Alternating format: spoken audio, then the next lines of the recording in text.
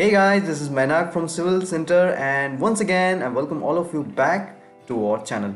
So friends, in this second part of the video on centerline diagram, we will start making the centerline diagram in our plan. So as we are told, for making the centerline diagram, we need to imagine or we need to know where the beams in our plan will be.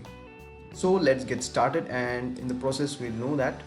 So first we'll assign our horizontal center lines and then our vertical center line. So for going horizontally, let me just create line here, suppose up to this length. So we have created line here.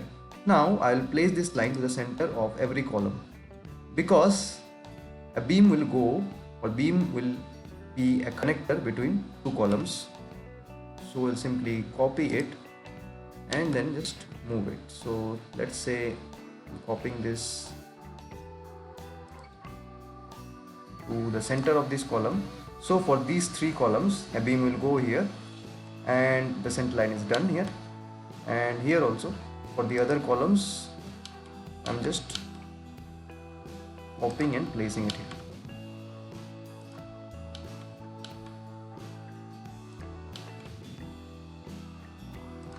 So after we are done placing on the center of all the columns, let us see if any other beams are required. Let's say here we have to give a beam, so we need to take a center line for that. Okay, let us put a beam here, or rather put the center line here. You can also select this, delete it and select this from the middle, copy, and then select this from here to here.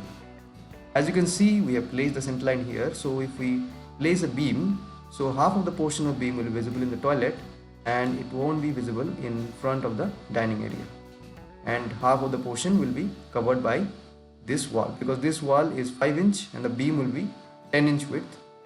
So 5 inch will be visible in the toilet portion, so it's okay. Then again we can give a beam here, so we can just simply select this and copy this center line from here to here, so that we can give a beam here, and again this beam will be visible from this toilet, which is the attached toilet for this bedroom.